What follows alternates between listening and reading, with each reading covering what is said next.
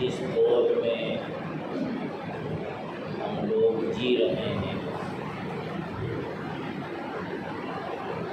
دنیا والے اس دور کے متعلق کہتے ہیں کہ یہ ماڈرن دور ہے، روشن خیالی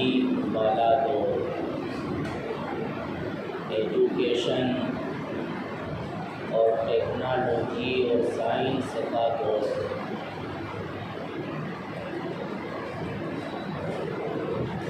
لیکن کیا یہی حقیقت ہے جو دنیا بتلا رہی ہے؟ ظاہر ہے کہ ایک مسلمان کے لیے اور ایک مومن ایمان والے کے لیے کسی بھی چیز کو پرکھنے کی کسوٹی اور کسی بھی چیز کو جانچنے کا معیار وہ لوگوں کی باتیں نہیں ہوتی، بلکہ وہ معیار، کسوٹی اور صحیح اور غلط کو پہچاننے کا آلہ وہ قرآن اور سنت ہوتے ہیں۔ کسی بھی چیز کے حق ہونے اور باطل ہونے، سچ ہونے اور جھوٹ ہونے، صحیح ہونے اور غلط ہونے کا فیصلہ ایک مسلمان ایمان والا وہ لوگوں کی باتوں کی بنیاد پر نہیں کرتا ہے، بلکہ وہ قرآن اور سنت کی روشنی میں کرتا ہے۔ اب ہمیں قرآن اور سنت کی روشنی میں ذرا غور کرنا چاہیے کہ واقعی یہ زمانہ روشن خیالی کا ہے، ایجوکیشن اور تعلیم اور ٹیکنالوجی اور سائنس کا ہے، ماڈرن دور ہے، یا یہ تاریکی کا دور ہے، ظلمت کا دور ہے، اور وہ جاہلیت کا دور ہے،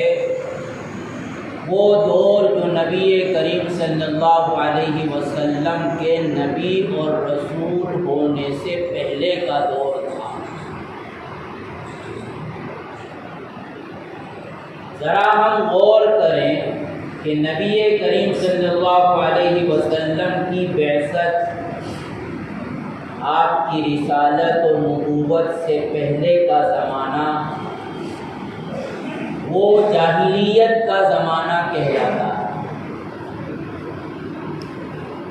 یعنی تاریکی کا دور،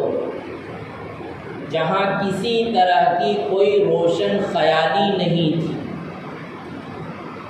جہاں جہالت تھی، ایجوکیشن اور تعلیم کا کوئی نام و نشان نہیں تھا۔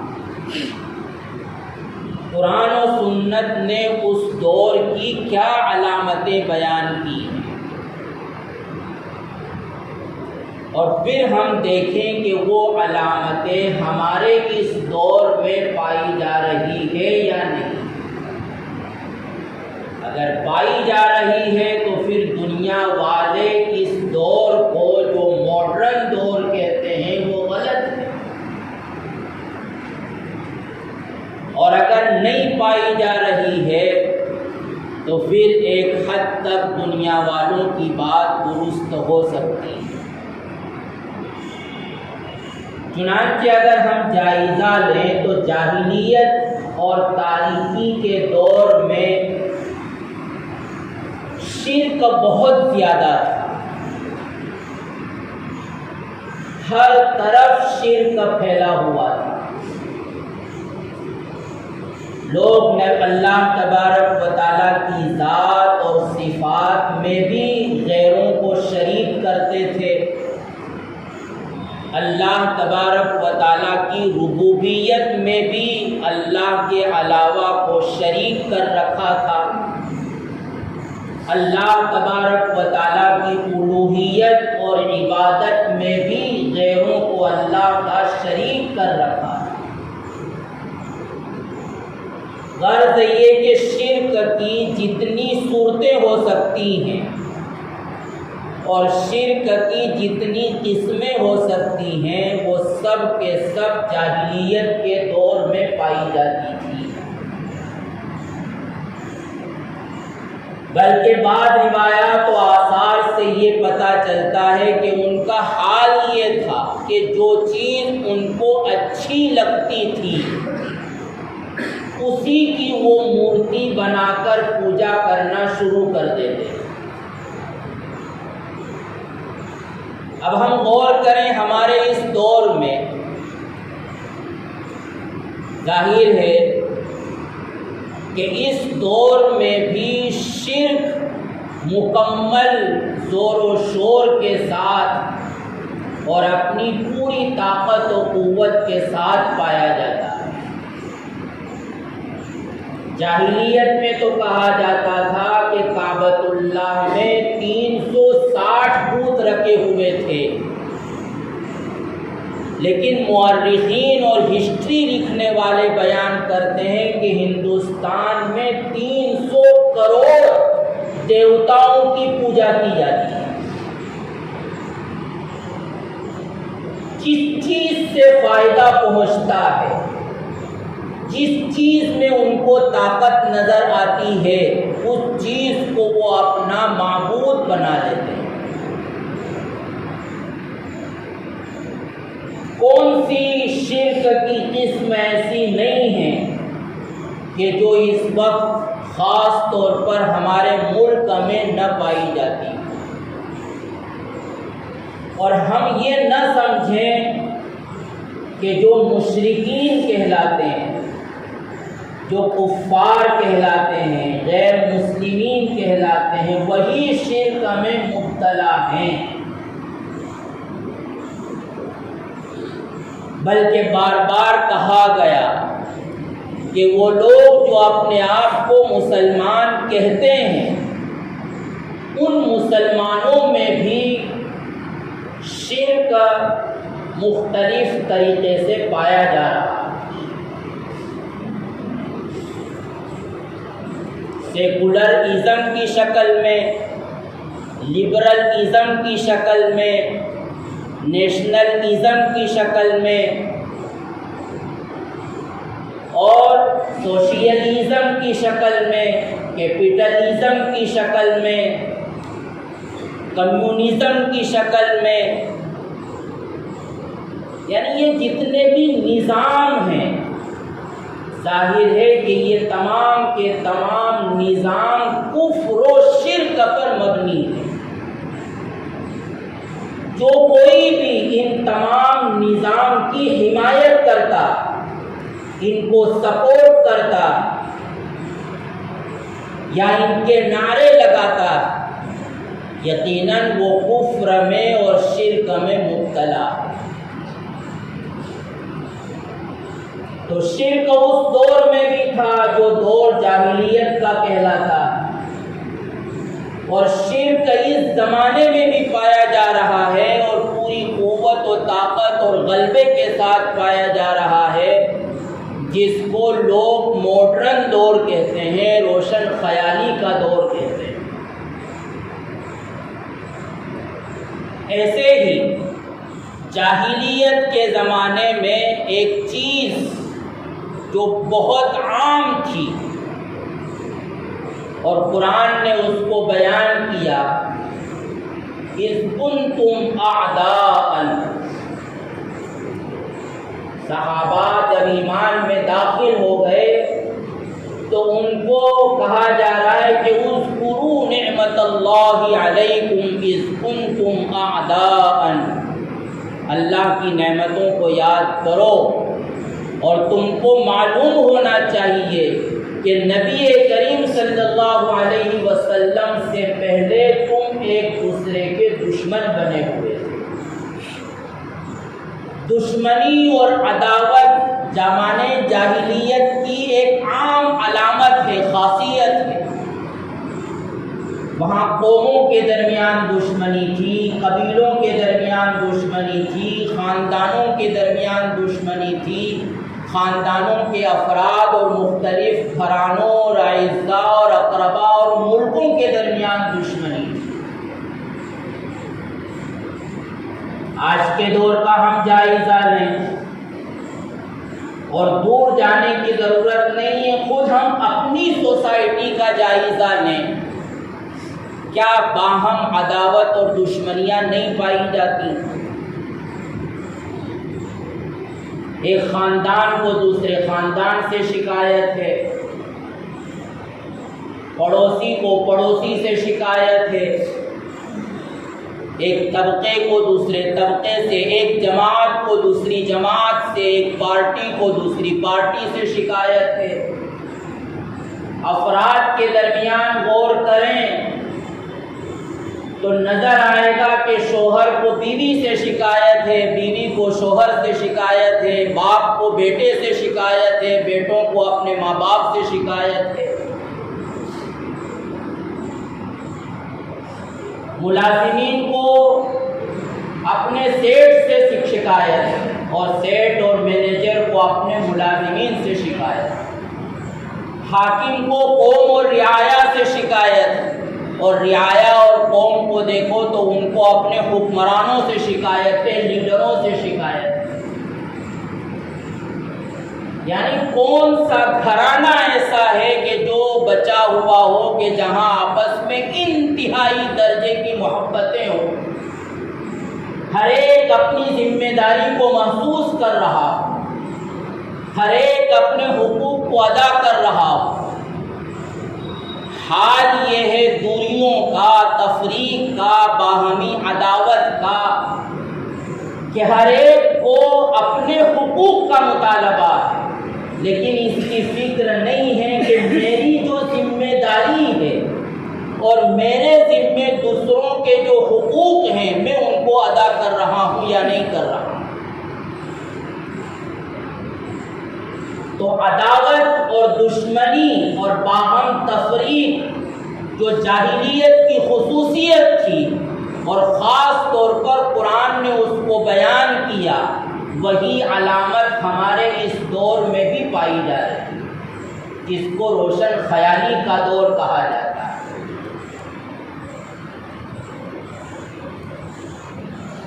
ایسے ہی جاہلیت کی ایک علامت قرآن نے بیان کی، وَلَا تَبَرُّجْنَ تَبَرُّجَ الْجَاهِلِيَّةِ الْأُولَىٰ، عورتوں کو نصیحت کرتے ہوئے کہا کہ وہ پہلی جاہلیت کی طرح تم بے حیائی کا اور ننگے پن کا اظہار نہ کرو۔ گویا اس دور میں انتہائی درجے کی بے حیائی، ننگا پن، بدکاریاں اور فواحش یہ عام تھا۔ عورتوں کی وہاں کسی طرح کی کوئی عزت نہیں تھی، خواہش پرستی عام تھی، وہاں شرم اور حیا نام کی کوئی چیز نہیں تھی۔ عورتوں کے گریبان کھلے رہتے تھے، ان کا سر ننگا رہتا تھا، وہ اپنے دوپٹوں کو بجائے گریبان اور سر پر ڈالنے کے پشت کے پیچھے ڈالا کرتی تھی، اور باقاعدہ بازار اور مارکیٹ تھے کہ جہاں عورتیں اپنی عصمت کو فروخت کرتی تھیں۔ بے حیائی، ننگا پن وہ عام تھا۔ یہ جاہلیت کی ایک خاص خصوصیت تھی جس کو قرآن نے اشارتاً بیان کیا۔ اب اگر ہم اپنے دور کا جائزہ لیں تو ظاہر ہے کہ اگر تقابل کیا جائے، دونوں کے درمیان کمپیئر کیا جائے، تو ہمارے زمانے کی بے حیائی اور ہمارے زمانے کا ننگا پن دو قدم نہیں، ایک ہاتھ آگے نظر آئے۔ وہاں دوپٹہ تھا، اگرچہ گریبان پر نہیں تھا، سر پر نہیں تھا، یہاں تو دوپٹہ ہی ختم ہو گیا۔ وہاں لباس مکمل تھا کسی درجے میں، یہاں فیشن یہ ہے کہ عورت جتنا زیادہ اپنے جسم کو برہنہ کرے اتنا زیادہ وہ گویا ماڈرن ہے، ایجوکیشن لیے ہوئے ہے، وہ تعلیم یافتہ ہے، وہ مہذب دنیا سے تعلق رکھتی ہے۔ اور اگر کوئی عورت پردہ کرتی ہے، حجاب کرتی ہے، سر سے لے کر پیر تک اپنے آپ کو چھپائے رکھتی ہے، تو وہ تاریخ خیال ہے، وہ دقیانوسی دور کی عورت ہے۔ جتنا زیادہ گریبان کھلا ہوا ہو اتنا زیادہ وہ فیشنیبل ہے، جتنی زیادہ ٹانگیں برہنہ ہو، بازو کھلے ہوئے ہوں، اتنا زیادہ وہ فیشنیبل ہے۔ اور عورت تو عورت، مردوں کا بھی یہ حال ہے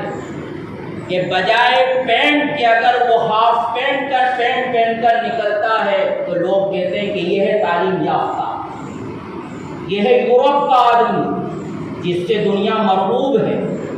کیونکہ اس کی ٹانگیں کھلی ہوئے ہیں، اس نے جانگیا پہن رکھا۔ بے حیائی کا یہ عالم ہے کہ کوئی بھی ایڈورٹائز کسی بھی حسین دوشیزہ کے بغیر مکمل نہیں ہوتا۔ مارکیٹ کی کوئی بھی چیز عورت کی برہنہ تصویر کے بغیر فروخت نہیں ہوتی، حتیٰ کہ ٹوائلٹ صاف کرنے کا برش بھی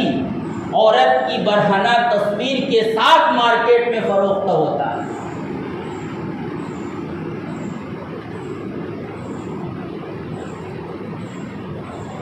کوئی مارکیٹ ایسا نہیں، کوئی کمپنی ایسی نہیں، کوئی ہاسپٹل ایسا نہیں، کوئی بینک ایسی نہیں کہ جہاں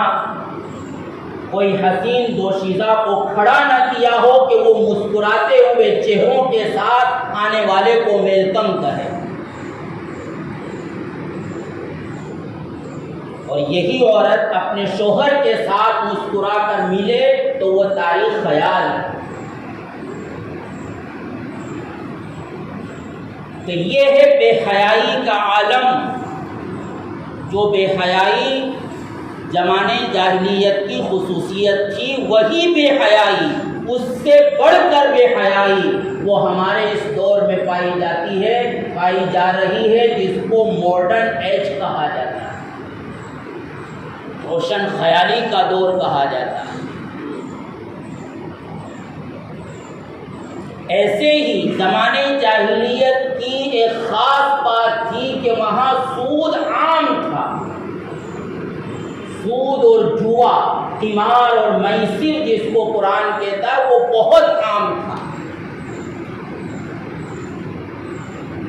کوئی قوم ایسی نہیں، کوئی قبیلہ ایسا نہیں، اور عرب کا کوئی گھرانہ ایسا نہیں تھا کہ جو سودی کاروبار میں مبتلا نہ ہو۔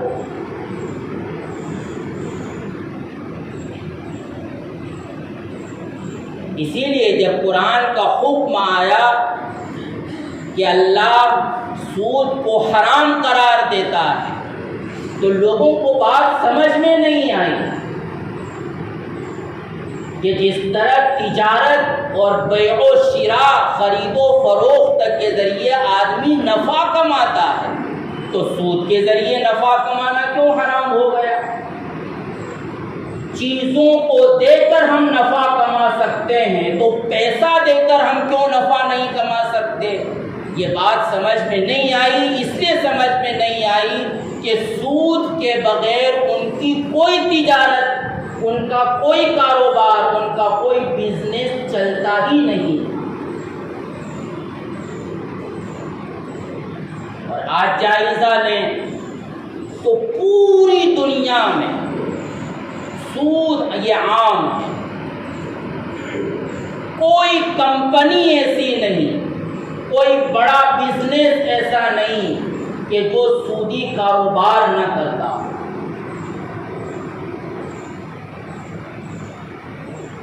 بلکہ آج کی اکنامک سسٹم کے فلسفے میں اور اس کی بنیاد میں یہ بات داخل ہے کہ سود اور انٹرسٹ تو اکنامک کی جڑ ہے، اس کی ریڑھ کی ہڈی۔ اگر سود کو اور انٹرسٹ کو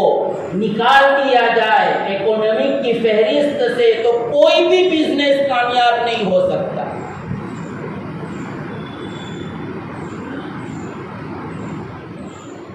اور یہ دنیا کے سسٹم کا حال نہیں ہے، بلکہ ہمارا مسلم معاشرہ بھی واسطہ در واسطہ سودی کاروباروں میں مبتلا ہے۔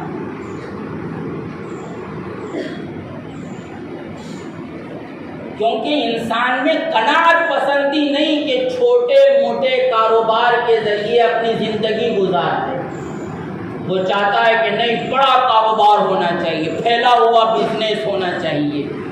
کوئی کمپنی جوائن کروں میں، کوئی بڑا شاپ اور مال کھولوں میں۔ ظاہر ہے کہ ملک کے قانون کے اعتبار سے آپ کوئی بڑا کاروبار کر نہیں سکتے جب تک کہ آپ یہ ظاہر نہ کریں کہ میں نے بینک سے اتنا لون لیا، یا آپ اپنا حساب نہ دیں کہ میرے پاس یہ پیسہ کہاں سے آیا، یہ بلیک ہے یا وائٹ ہے، اور اس کا میں انکم ٹیکس ادا کر چکا ہوں یا نہیں کر چکا۔ وہ حال یہ ہے سود کا، جو زمانے جاہلیت کی چیز تھی آج بھی وہ مکمل طور پر پائی جا رہی ہے۔ حتیٰ کہ جو مخلص علماء دنیا سے سود کو ختم کرنے کی کوشش کر رہے ہیں اور اسلامک بینکنگ کا نظام دنیا میں رائج کرنا چاہتے ہیں، ان کو کہا جاتا ہے کہ یہ ٹیررسٹ ہے، یہ اکومینک ٹیررسٹ ہے۔ جیسے یہ ہمارے یہاں ہے نا، جو بھی چیز ہے، یہ وہ جہاد ہے، یہ لو جہاد ہے، یہ فلاں جہاد ہے، یہ فلاں جہاد ہے۔ یہ ہندوستان میں نہیں ہے، پوری دنیا میں یہی ہو رہا۔ جہاں ان کے مفاد پر زد پڑتی ہے تو اس کو نام دیا جاتا ہے کہ یہ اسلامی جہاد ہے، یہ ٹیررسٹ ہے۔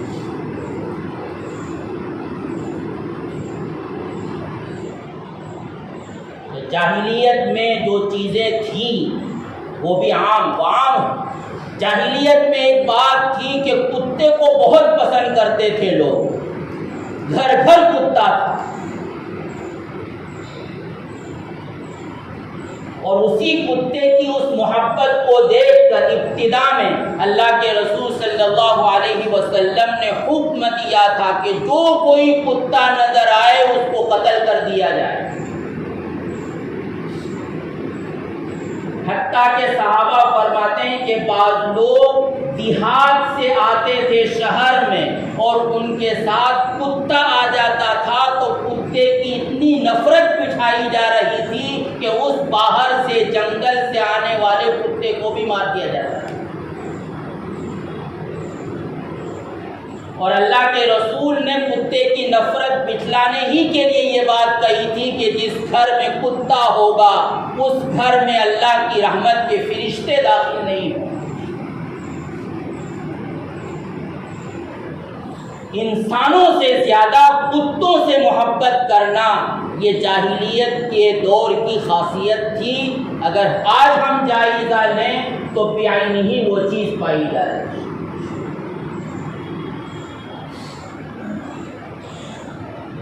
اپنے ماں باپ کو لوگ گھر میں رکھنے کے لیے تیار نہیں ہیں، لیکن کتا ہونا چاہیے۔ اپنے بیڈ پر اپنے بوڑھے باپ کو سلانے کے لیے تیار نہیں، لیکن پورا بیڈ پورا کمرہ اپنے کتے کے لیے خالی ہو۔ ان کی ورزش مکمل نہیں ہو سکتی جب تک کہ کتا ساتھ نہ ہو۔ وہ تنہا رہنے کو تیار ہیں لیکن کتے کے بغیر رہنے کو تیار نہیں ہیں۔ جاہلیت کے دور کی جو خصوصیت تھی وہ خصوصیت اور وہ بات ہمارے اس دور میں بھی پائی جا رہی ہے۔ دنیا کہتی ہے کہ یہ روشن خیالی کا دور، ماڈرن ایج، ایجوکیشن اور تعلیم اور سائنس اور ٹیکنالوجی کا دور۔ لیکن دوستو، قرآن اور سنت جو ایک اہل ایمان کے لیے کسی بھی چیز کے پرکھنے کا معیار ہے اور اس کی کسوٹی ہے، اور وہ بتلاتا ہے کہ حق کیا ہے اور باطل کیا ہے، صحیح کیا ہے غلط کیا ہے، اس کے پڑھنے سے، اس کو پیش نظر رکھنے سے معلوم ہوتا ہے کہ یہ ماڈرن ایج نہیں ہے، یہ انتہائی جاہلیت کا دور ہے۔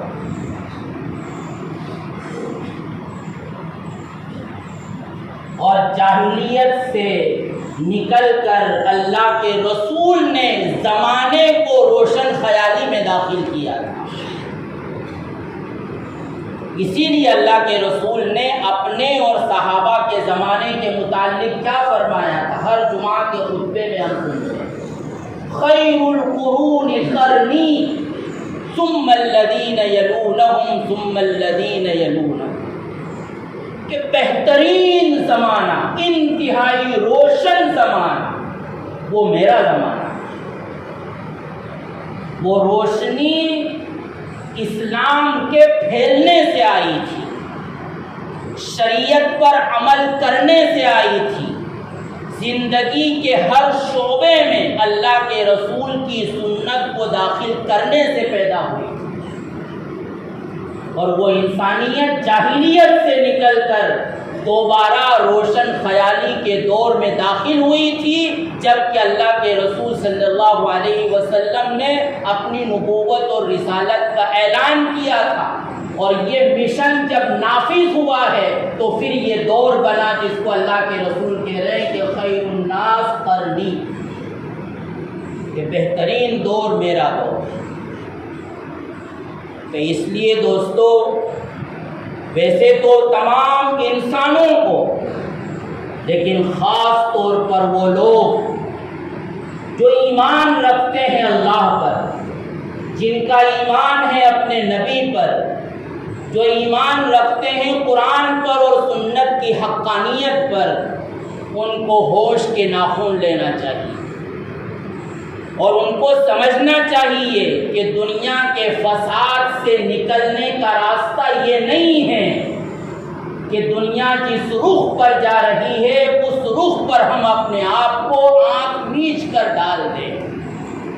نہیں، ہرگز نہیں، ہرگز نہیں، کبھی بھی نہیں۔ دنیا کے اس فساد سے اور زمانے کے اس بگاڑ سے نکلنے کا راستہ پوری انسانیت کے لیے اور خاص طور پر امت مسلمہ کے لیے یہ ہے کہ جس کو قرآن کہہ رہا یا ایھا الذین آمنوا آمنوا، دوبارہ ایمان میں داخل ہو جاؤ۔ مانا کہ تم ایمان لا چکے ہو اور مانا کہ تم مسلم گھرانے میں پیدا ہونے کی وجہ سے اپنے آپ کو مسلمانوں میں شمار کرتے ہو، لیکن ضرورت ہے اس بات کی کہ دوبارہ ایمان میں داخل ہو جاؤ۔ مانا کہ میرے بس میں نہیں ہے کہ میں پوری دنیا کو بدل کر رکھ دوں اور وہ عظیم انقلاب برپا کر دوں کہ جو نبی کریم صلی اللہ علیہ وسلم نے برپا کیا تھا، لیکن دوستو کیا میرا بس میری ذات پر نہیں چلتا؟ میں کیا اپنے گھرانے کو کنٹرول نہیں کر سکتا؟ میں اپنے بیوی بچوں کو قابو میں نہیں کر سکتا؟ ظاہر ہے کہ میرا اختیار اپنی ذات پر ہے، میرا اختیار میری اولاد پر ہے، میرا اختیار میرے بیوی بچوں پر، میرے گھرانے پر ہے، اور میں اگر خاندان کا بڑا ہوں، خاندان میں میری عزت ہے، تو میرا اختیار پورے خاندان پر چلتا۔ تو کیوں نہ میں نبی کریم صلی اللہ علیہ وسلم کے طریقے پر اپنی ذات سے ابتدا کروں، اپنے گھر سے ابتدا کروں اور اس بات کا تہیہ کر لوں کہ جو کچھ بھی ہو میرا ہر کام شریعت اور سنت کے مطابق ہو۔ میں جائزہ لوں گا اپنے کاروبار کا، میں محاسبہ کروں گا اپنی ملازمت کا، میں غور و فکر کروں گا اپنے سلوک اور اپنے معاشرے کے ساتھ اپنے برتاؤ کا، اور دیکھوں گا کہ کہاں میں جاہلیت کا شکار ہو چکا ہوں اور کہاں وہ راستہ ہے کہ جس راستے سے میں اب اللہ کے رسول کی سنت کو چھوڑ چکا ہوں۔ اس لیے دوستو، جیسے ایک آدمی بیمار ہو جاتا ہے اور ایسے ہی قومیں بھی بیمار ہوتی ہیں، اور بیماری چاہے ایک ہو لیکن آدمی کے مزاج کی وجہ سے دوا مختلف ہوتی ہے، تو مانا کہ تمام قومیں دنیا کی وہ فساد میں بگاڑ میں مبتلا ہیں، لیکن ہو سکتا ہے کہ دیگر قوموں کے لیے ترقی کا جو راستہ ہے وہ امت مسلمہ کے لیے ترقی کا راستہ نہ ہو۔ امت مسلمہ کا ایک خاص مزاج اسلام کے ساتھ وابستگی کی وجہ سے اور ان کے دل میں ایمان کے ہونے کی وجہ سے بن چکا ہے، اس مزاج کے ساتھ دل میں ایمان رکھنے کے ساتھ اگر وہ دیگر قوموں کے راستے پر چلیں گے تو خدا کی قسم کبھی بھی ترقی نہیں پائیں گے، کبھی بھی ان کو عزت نہیں ملے گی۔ ان کی عزت اور ان کی ترقی اگر کسی چیز میں ہے ان کے مزاج کے مطابق تو وہ شریعت و سنت میں۔ اللہ تعالی ہم سب کے لیے آسان فرمائے، قرآن و سنت کو صحیح معنی پر اپنی ذات میں داخل کرنے اور اپنے معاشرے میں برپا کرنے کی توفیق عطا فرمائے۔ آمین۔ وآخر دعوانا